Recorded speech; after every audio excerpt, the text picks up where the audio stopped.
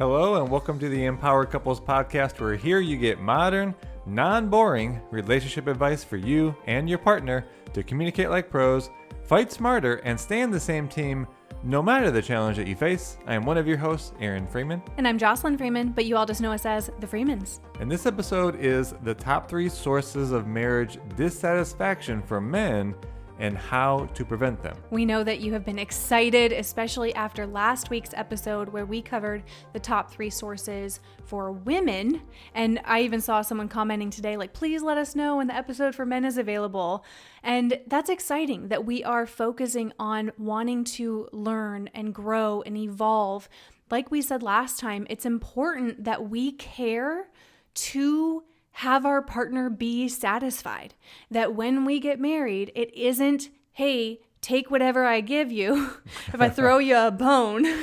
Or the other side of it is that it's all about meeting your own needs. Yes, it is. I want you to be satisfied. I want you to be happy. And of course, me.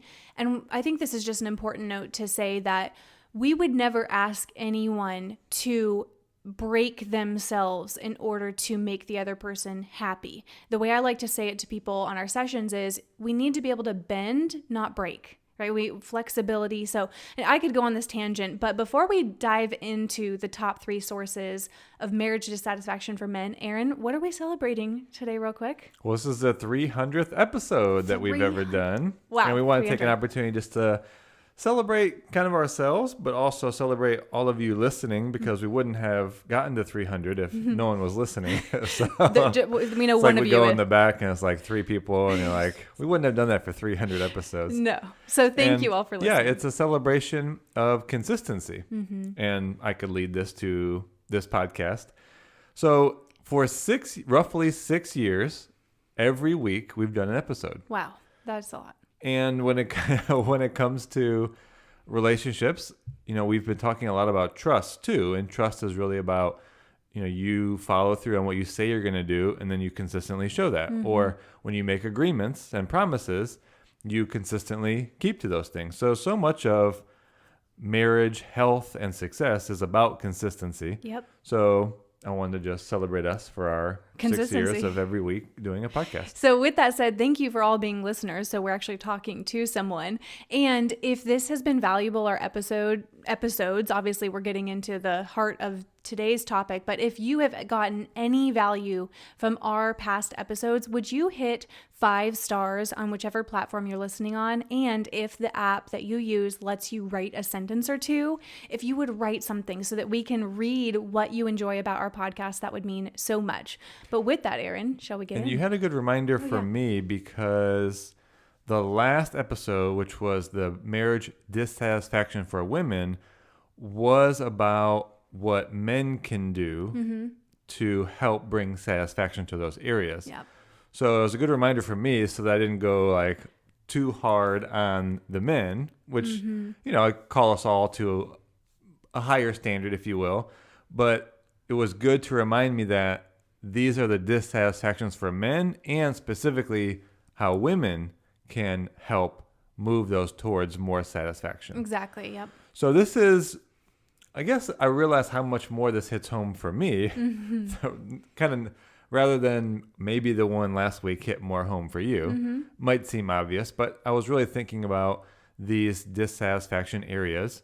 So that we're going to cover the 3. And the first one is this feeling of it not being good enough. Right. And we did a post on this last week and it got a lot of heat. I mean, some people were super receptive and it got a lot of engagement. Let me be clear. Heat could sound like there's lot of negative, right? Well, what I want to say is there were some people that were super receptive and like, wow, this is really helpful for me to understand. A lot of men were like, yes, this captures it exactly. But there were some people, some women who were mad at men, to be honest, and really sometimes even calling men babies. So there was not like bashing us, but bashing men, and really just people have had not great experiences. So that's what I mean by heat. There were a lot of strong opinions on the post for sure. Well, this feeling for men, area of dissatisfaction, because I feel like my partner either doesn't see or appreciate what I do and it's not good enough. So I think the basis is that it comes from, we'll go into the perception of this, but it comes from feedback. It comes from maybe number of requests. It comes from the little criticisms. The criticisms, because then I thought more about C's. So you could have criticisms, complaints, or critiques. And we're not here to differentiate those too much, but yeah, the level of feedback, requests, criticisms, complaints, or critiques that you feel you might be getting seems to then put aside anything that I might be doing, could get appreciated for, and then only what I am doing, quote unquote, wrong is focused on and brought up. So that leads to this feeling of it's just never good enough. One thing I notice about women overall, again, this is somewhat of a generality. Of course, there are exceptions to this, but women tend to be much more vocal and attentive to all the little things. So I tend to be a more assertive partner, and I have had to learn to be more discerning. That not everything I think, not everything that irritates me, not everything I would do differently, I don't need to always say it. And so I had to learn and practice discernment as to what was actually important to me, what was a needle mover, when should I just offer grace, right? When do I, instead of bringing it up in that moment, which could be triggering, is it better to have a different time where I bring it up after I've kind of cooled off? So discernment is so important. And it's not that we women need to just hold things in. We can't bring up the frustration. We can't bring up the need. It's more so about the way we approach it. And one thing that we can do to help men in how they perceive it, of course, not fix it. It's not on us to completely control how men perceive it. But what we can do is be conscientious of how we say things, not coming off as a reprimand. That's something I noticed, and I was saying that to someone yesterday, I think, just talking about how sometimes our tone, myself included, can sound immediately kind of like, you're like, don't you see you're disappointing me? Just almost like a reprimand. That's, you've even felt that before, right? Yeah. And I think with that is just the awareness of how much feedback and critique have I been given to my partner rather than, say, deposit. You've heard us talk enough. So it's about being just really aware of where your partner's love account is at. And if it's low, well, I mean, really focus on more deposits rather than even what is going to be perceived as a withdrawal. Right. Even if it's a broken promise, even if there was an agreement, they could have done something differently. Yeah, even if it was a place where the need wasn't proactively expressed. Like if you see that your partner's love account and you can tell that it's low, just having the wherewithal to say, well, I should probably add a little bit more to the love account. Right.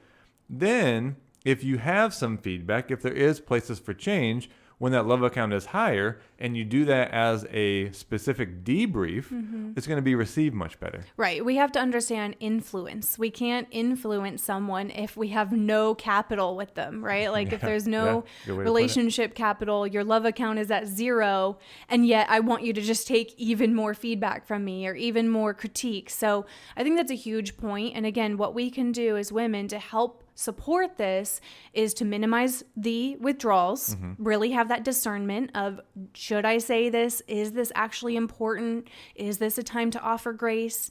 Do I need to actually reflect on how to say this in a constructive way instead? What have they been up against, right? So all of that, just taking a moment to check in, some self-talk, and have that discernment. Yeah, and does it need to be brought up right now? Or is this something that can be done in our debrief? As well as if you want to go into this more, we can. If not, we can go past it. But it's just really looking at, well, have I been expressing like complaints or have I been actually expressing what I need? Yeah. And often what we express is more what we don't want rather than what we do want. Yes. What I do want is also more easily received rather than if you're always talking about what you don't want, stop doing this, that's going to, again, feel more like, well, you've always got something to say and it's just never good enough, right? Leading to, obviously this point of dissatisfaction for men. Before we move on to the second area of dissatisfaction for them, you had a point, though, that you wanted to make to men as to how they can help this area themselves. You want to share that? Well, I had a few things in mind, so I'm not 100% certain, so I'm just going to go with this one. Okay. So yeah, this is a much bigger topic, so I'll be short on it. Mm-hmm. It is a Jordan Peterson philosophy where men, really as a biological difference in men, that we're meant to bear more burden of responsibility. And you could see that obviously in like very physical labor, working in a mine, building a building, doing very like kind of blue collar-ish type of activities. We are meant to take on burden of responsibility. And there's like a burden of responsibility to, you could say, kind of be a leader of the marriage. Sometimes that's financially, sometimes whatever it is, like there's a level of responsibility that men should bear, and bearing that more for the family. Now, it doesn't mean that you don't ever express your needs. It doesn't mean that you sacrifice yourself, but there is a larger conversation that I want to look at for myself too of, well, where am I taking things as too much of like feedback and criticism, where this could be calling me forward to be more responsible, take on more of a burden because I can bear it as a role, as a biological difference between us. I can bear more burden, and I choose to do that for my family. Yeah, that's great. And just, you want to have high standards for yourselves, right? All of us, men and women, want to have a high standard and balance that with having grace for each other. Yeah. So great point. I think that'd be a good episode for you to do as a solo. Let's go into the second source of dissatisfaction for men in marriage. And this one is interesting. I've definitely had to be aware of this one, but a lack of flexibility, or another way they could say it is feeling dominated or controlled. Now, this is interesting because it comes up a lot in sessions, and most of the time, women are not trying to be controlling or dominant or inflexible. We aren't even saying you, the listener, have those traits. What can happen, though, especially because, again, women can tend to be more outward, more assertive, more attentive, keep our eye on 100 things at once. We have opinions, and men a lot of times will either say it once, and then when they don't feel heard, they just kind of stop saying it or stop bringing it up. And they also want to please. They want to make their partner happy. And so sometimes, even though it is important to them, like maybe it's a decision to be made, they will kind of appease and want to make the partner happy. Now, the thing that we notice is that if a man is doing that to 5 small things, then he'll really take a stand on the 6th one that's big. And so I guess I could go on and on with the dynamic, but the point is with women, what we want to be aware of and cognizant of is that we can have strong opinions. We can be very mindful of a bunch of different decision points, etc. We need to make sure we're including our partner in on the decision. And even though they sometimes can be a man of fewer words, to really listen to their perspective, to hear out the decision they think that is good before we shut it down. Because that's what we can do sometimes, is like, just shut them down, just jump in, interrupt. Here's why I think this is better. But I want to hear what you would say, Aaron, to this. I think a part of it comes down to the need to feel trusted and the need to have grace be offered. So when it comes down to it, it's not just being a part of the decision, but I think there's also a part of being trusted to make the decisions, make some bigger decisions, be trusted to do that, be trusted to see that through. And I think where the grace comes in is also the grace to make some mistakes and not be held to such a rigid standard of like never messing up. A part of growth, a part of being a leader is to make decisions and then to see how things go, meaning mistakes are happen, but there's got to be opportunity to learn and then grow and then use that information for the next decision and still be trusted to make that decision. Yeah. And that I did take the lesson from the previous mistake. So it's kind of like a leadership, it's kind of like a growth sort of mentality, but that space is offered by women to men that we're trusted to lead, we're trusted to make decisions, and we're also offered grace when we make mistakes, and then also trusted that we learn from that and then help lead the family forward. Yeah, I think where both partners can help this area, both the man in feeling as though there's a lack of flexibility or he feels dominated, controlled, and also the woman in participating in that, is that together in your communication, you're discussing the things that are really important to you, and that it can't always be 100% me and 0% you. So it's like, okay, with design decisions, for example, when we got this house, okay, they're pretty high priority for me, and I'm spending more time looking into it and exploring it. So you would defer more to me, right? Whereas other decisions that maybe have to do with our finances or a big financial decision, you are spending more time focusing on that, learning about that, and thinking about it. So I'm going to defer to you and trust you in that. Oh, really? I mean, I hope you feel that. I'm just joking.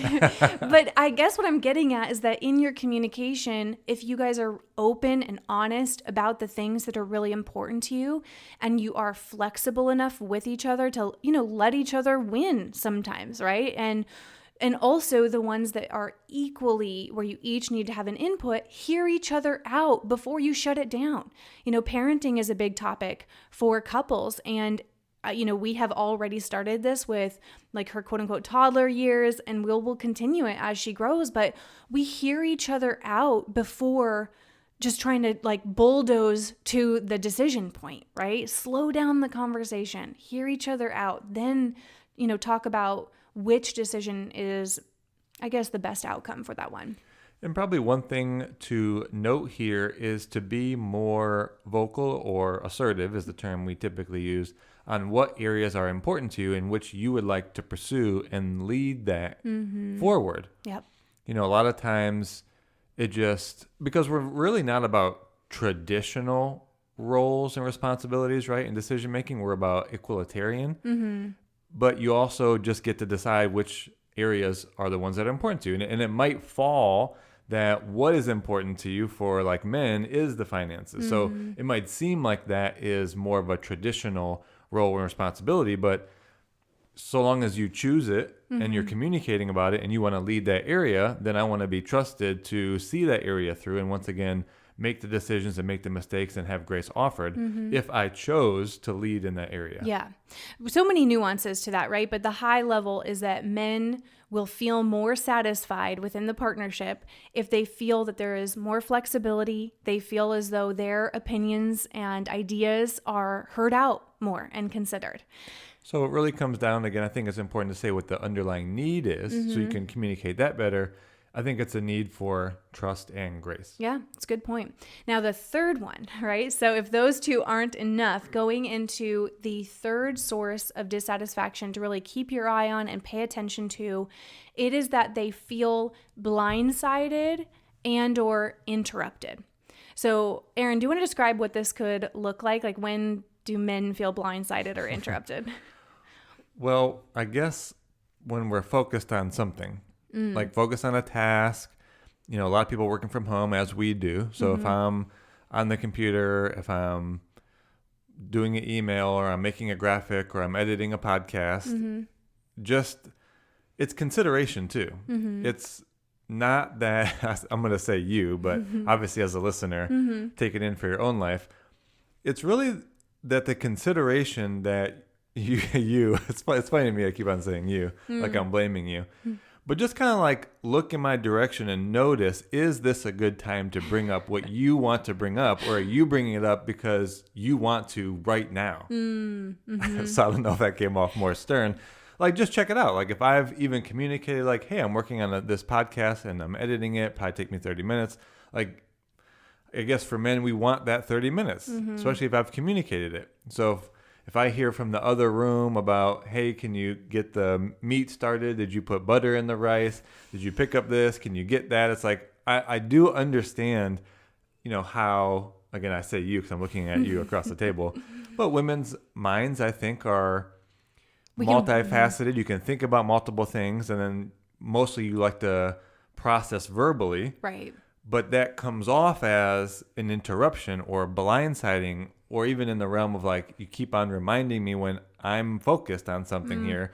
Can I get the space? Because again, I want to speak to the need really comes down to this ends up feeling disrespectful. Like I'm not even considered, or that it's almost selfish. Like, oh, because you have a thought, it's selfish that you think that you just say it whenever you want, and it can make some request of me, and it doesn't take into consideration at all what I'm doing, let alone what I've already communicated. I've had to really learn all three of these. And so I'll speak to this one. One thing that has helped me in learning about you, representing men to me, is I need to check on your availability in that moment, right? Your availability mentally, energetically, emotionally. Now, I'm not at all advocating that women need to walk on eggshells, because I know that women can sometimes say that it's like, is there ever a good time, right?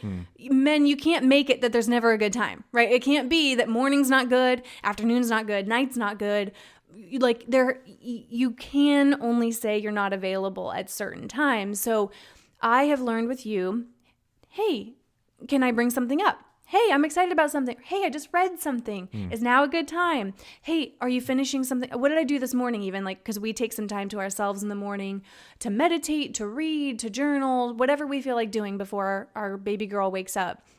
And you had your ear pods in. And so I said, hey, are you listening to something, or can I bring something up? Oh, yeah. Right. So to me, I've had to learn that, to honor your boundaries, to honor your space, to honor your time. And of course, you do that for me as well, right? These always go both ways. But I hope that's helpful for you guys in listening, is that we just need to check in on their availability, and that will have them feel respected. And when men feel respected, they show more love, right? And again, this is all about harmony. This is all about happiness. This is about you both being satisfied. So anything more you want to add to that one, Aaron, about the blindside interrupt? Well, the main takeaway is also that the questions, or even just starting a conversation, I'll use you as the example also, you're not always asking me to do things. I wanted to be clear about that. Sometimes you're just excited and you're wanting to celebrate, you're wanting to share. And it's from a positive intent. And I just don't have a better word for this, so I hope this doesn't feel like limiting, but the permission. So it's not like you have to, I have to. Sir, kind sir, can I have please to have the bring permission of my husband to speak. It's like, no. I raise my hand. May I please speak? Yeah. But there is a level, there's, I think, something that happens in our attention and our nervous system that when we feel like we've sort of granted the permission for the attention, for the conversation, then we're open to it. And just a trap here is there are times, so I'll give a piece for men here. Our intent is usually to be available, to be of help. If we know that we don't have the capacity, because I am trying to focus on something, don't just half listen, or don't speak up and say, well, hey, I just don't have the capacity. I can see that you're excited. So, hey, can I connect with you in 20 minutes when I finish this?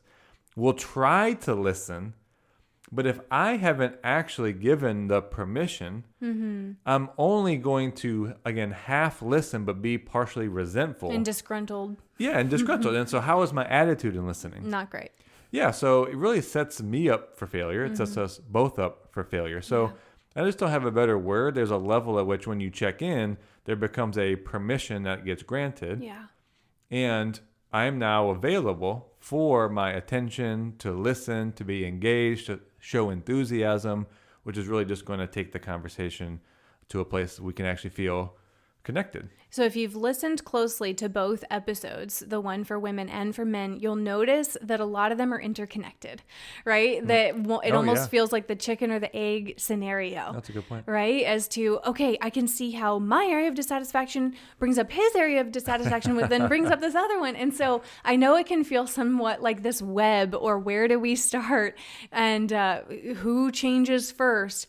So really the approach is always that you both identify ways that you can be better, that you both can, that you can both find ways to interrupt the pattern, to do things differently, to meet each other's needs, to be satisfied in the relationship. Now, if you're the one listening, you only have control over yourself. So you take the step forward, you focus on what you can do better.